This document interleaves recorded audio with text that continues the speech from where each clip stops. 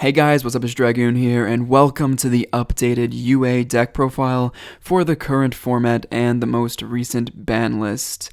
You guys have been asking me for this deck profile for a little while now, ever since I showed off my friend's deck on the channel. I don't know, maybe that was about 2-3 months ago now. It's been a little while. And since then, I've kind of taken the deck into my own, molded it for my own playstyle, my own strategies, and this is what I have been using on the channel for a lot of my duel videos. So let's not waste any time and get right into the deck. Leading things off is kind of your boss monster of the deck. In a way, it's UA Dreadnought Dunker. Before I continue too much, I'm just going to explain that every UA monster has the effect to special summon themselves from the hand by returning a UA you control. So if this is a summoning condition, so your opponent can't negate it with something. Dunker's effect is really good. He does piercing battle damage, as well as if he inflicts damage, you can target a card on the field and destroy it. So he gives you really good access for pluses. Blowing out Pendulum Scales is a really good card. I only play one of him just because he does require 2 tributes, so if the deck isn't doing what you want it to do, and sometimes you do have that, that's just the way Yu-Gi-Oh! Is, I don't want to draw him when he's unplayable. If you would like to play 2 Dunker, I'd recommend you would take out a Slugger potentially, because they do serve similar purpose in that they're both offensive. You could also, if you really wanted to, take out a Blockbacker because he has the same premise in that he is not usable with only 1 tribute. So that is Dunker. Followed up by him is probably the most important monster in the deck. It's UA Midfielder. His effect is that he allows you to return a different UA you control other than themselves and special summon another one with a different name. That effect is good, but it doesn't serve his prime purpose. It really is only used for OTKs. Basically, this guy is important because he's the only level 4 UA in the game, and I'll get to why that's so important if you're not entirely sure in just a few moments.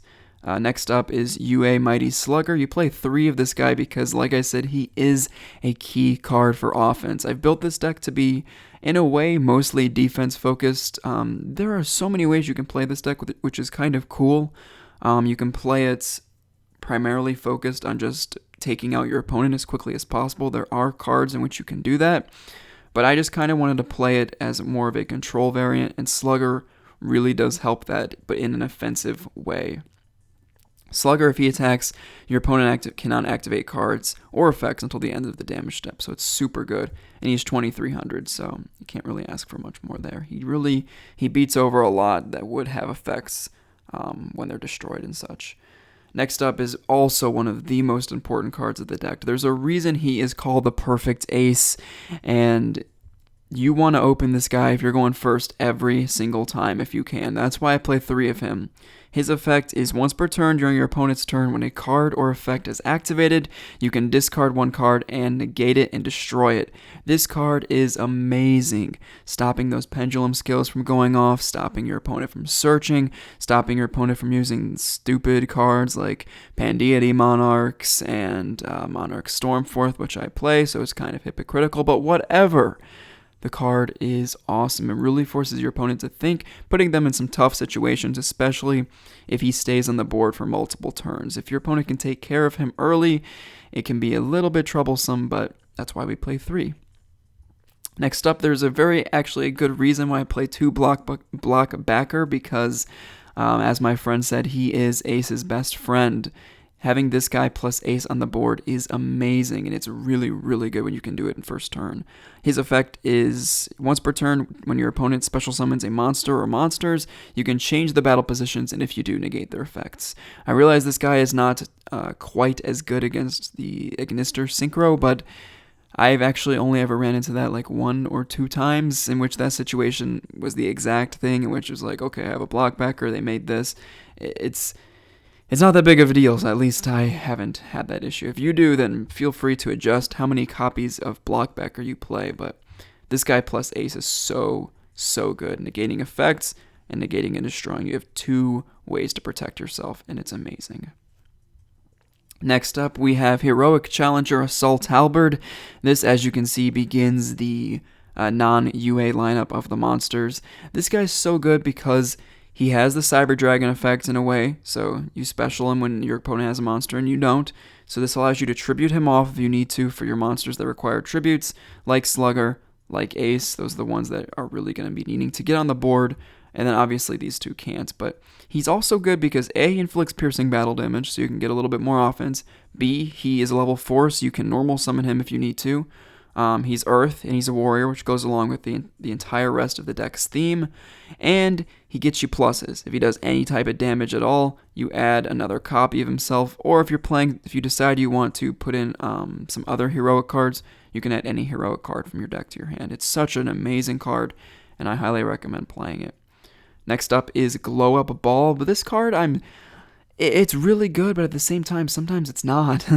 So it's, I don't know how I feel about it, to be 100% honest with you. I'm still kind of messing around with it. Like, I know why I play it, because it's a tuner, it's an Earth tuner on top of that, which gives you access to the Naturia monsters.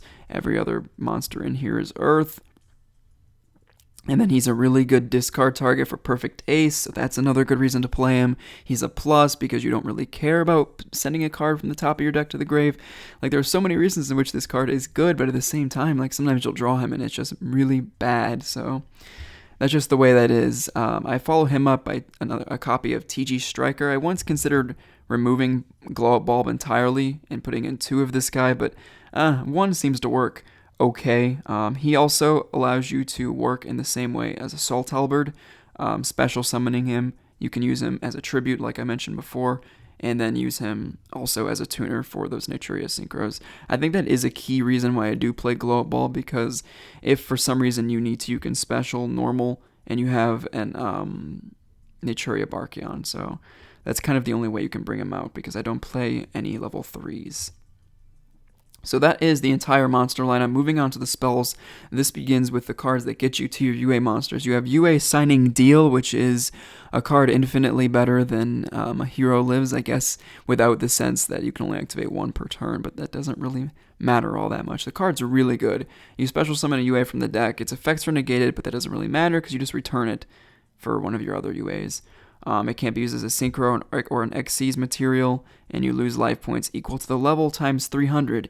Yes, 300, not 100, Cosmotown. You're already too good with like your other 2 or 3 effects. Like, come on, man. Just a little upset there. So that's what that card does. It's super, super good. For example, I would use this. You can special an Ace. Obviously, his effect is negated, but then you can return him for anything else. It doesn't matter. So let's just say I return him for a Slugger, still going first. I just happen to draw the Slugger my first turn, and then I can return Slugger for Ace with his own effect, and now Ace's effect is good to go, and I can set my traps and pass turn. So it's a really good card. I don't think I'd play less than 3 ever, unless, I don't know.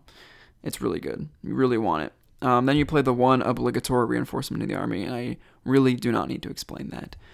2 copies of Terraforming and 3 of the field, which is UA Stadium. I didn't want to play triple Terraforming, even though UA Stadium is so important to draw. I don't know, I didn't want to, and I'll get to that a little bit more in just a few moments. Stadium is so important. As you can see here, when a UA monster is normal summoned, you get to add 1. So that's how you get your pluses, and that's why midfielder is so important, because he is like the glue that holds the deck together. He's the one who lets you get your Sluggers when you have to discard them off Ace, or if they somehow die. He's the one who lets you get your Aces, your Blockbackers, and your Dunker when you need him.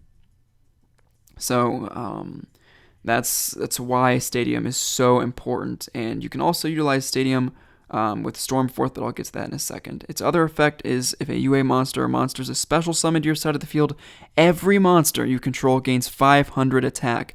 That attack boost is permanent until those monsters leave the field, so it's so good. So it's an amazing field spell, and I really like being able to play it. Stormforth, as I was talking about before, so let's say, for example, you do tribute off your opponent's monster to normal summon a Slugger, you will still get Stadium's effect to search for the midfielder that you really desperately need. So Stormforth is so obvious to play in this deck. I only play 2. Its restriction to not be able to special from the extra deck really doesn't matter a whole lot, because you don't special from the extra deck a whole lot to begin with. So As I was saying though, I only play two. I don't know. I just don't. The deck wants to just special these guys. It doesn't really need. It doesn't really like inherently want to tribute them off, but it's in there because it's good. It's good removal for your opponent's monsters, and it just helps kind of make the deck a little bit more consistent to getting those tribute summon monsters out. Last of the twos is the two Twin Twister. As you can see, there are a few cards in here that make good discard fodder, like Glow Up Bulb, like extra copies of Terraforming, or maybe the Field. Sometimes you'll open hands with a lot of monsters, so those are good for discard. It works out pretty well, and it just helps you deal with Pendulum Scales and face down spells and traps, because outside of Slugger, you can't really deal with them, so it's kind of important. And the last spell is the obvious Raigeki, and I don't need to explain that. Starting off the traps, we have our three copies of the Solemns, 2 Solemn Strike, 1 Solemn Notice, or Solemn Warning, I'm sorry. If I were building this deck in real life, these would not exist, and maybe not the Twin Twisters. I don't remember how much those are, but these are too much money, and I can't afford that, hence why this is a Yu-Gi-Oh! Pro deck profile. Too much, man. Too much. You guys already know how good these cards are. I don't really need to explain them. Strike is really good just because it helps work with Blockbacker. This is really your only way to negate monster effects. So if you don't play these, if you can't afford it, I'd put in like Fiendish Change or something to help you with monster effects, because you're not guaranteed to have Blockbacker at all times. Next up, we have Bottomless. It's obligatory. 2 copies of UA Penalty Box. This is another really good card to discard off of Ace or Twin Twister. This is why I only play the 2 Terraforming, because I'm playing 2 of this. All you have to do is you can banish it and add any UA spell card from your deck to the hand. So that means either Stadium or Signing Deal, which definitely improves the consistency of the deck. So if you want to play more cards that let you to discard, or more copies of Penalty Box, you can possibly put it in the graveyard a little quicker. That is entirely up to you. Its effect on the board is alright. At the start of a damage step, if a UA monster you control battles an opponent's monster, you can banish it until your opponent's second end phase. So that's not too bad. Kind of helps protect your monsters a little bit. Plus, it's good if you really need to set it down and your opponent destroys it with their own Twin Twister or Space Typhoon or what have you. You don't kind of go minus at all. So that's the way a Penalty Box works. Next up is 2 Rivalry of the Warlords. You're more than welcome to play Gozen Match instead of this card, because it does technically conflict with Glow Up Bulb, but I've never really had too many issues, and this card's just really, really good in my opinion. So I'd recommend playing it or Gozen Match. It's up to you, or you can put in whatever you want there. I also play 1 copy of Starlight Road because I think the card in general is very good. With all the people playing cards like Twin Twister, Raigeki, Torrential floats around every now and again. People I see playing Dark Hole every now and again. And then I still see Mirror Force and such like that. And I'm sure there are others that I am forgetting, but those are some of the major ones, and I still really like playing this card. It's pretty much because of Twin Twister that I'm playing this again, and it works out pretty well. If I've had times where I'll Starlight Road the Twin Twister, and then I'll end up tributing off the Stardust Dragon the next turn to get my plays rolling. So, hey man, you gotta do what you gotta do. Moving on to the extra deck, we have the Synchros first and foremost. Like I said before, extra deck is not too important, so if anything is in here that you don't personally like, take it out, because you want to make this all up to your own preferences. We have Armades, Keeper of Illusions. You already know what his effect is, same as Slugger, but it is a good level 5. You could also put in a Catastor here if you'd rather put him in, or if you think he's better. Goyo Guardian is obvious. Naturia Beast and Naturia Barkion are both really good on their own as well. Black Rose Dragon, obvious, and the Stardust Dragon for the Starlight Road as well. And you actually can make this for Synchro Summon if you really want to with any of your 7s and Glow Up Bulb. So, hey, serves 2 purposes, so that's nice. Your rank 6s, I play Gauntlet Launcher. I didn't realize, is its Japanese name really Gauntlet Shooter? Because Launcher sounds way cooler in my opinion. I play him, Photon Strike Bouncer, Volcasaurus, that's rank 5, but whatever, it's really good as well. Adrius, Keeper of Armageddon, and then the rank 4s, I have a Diamond Crab King, Castel, Heartland Draco, Ragnazero, and 101. So this card's pretty good because you do play the field, and so, I mean, it does give you those chances to attack directly. If you want to, these are some cards you can play. There's some obvious like extra copies of stuff down here. There's like Gaga Cowboy. If you want to play him over Heartland Draco, there's Lance, Mirror Force, and a couple other UA cards that are optional if that's something you'd like to play. You can also play in the extra deck Earth-specific Xyz. I didn't put any in here at the time, but you can definitely do that too. So there are a lot of options for this deck, and that's one of the things I do like about it. So I got to give a shout out to my friend T-Cooley18. If you happen to be watching this, bro, if it weren't for you, this video probably would not exist. And also thanks to all of my subscribers who have been watching the UA videos, watching the channel in general. I definitely appreciate it because, once again, this video would not exist if you guys did not want it. So please leave a comment. Let me know if you're playing UAs. Let me know if your build is drastically different than mine. What are you doing to make it work? What are you doing to make it not work? I would love to find out. So with that, I hope you guys have enjoyed this video, and I will catch you guys next time.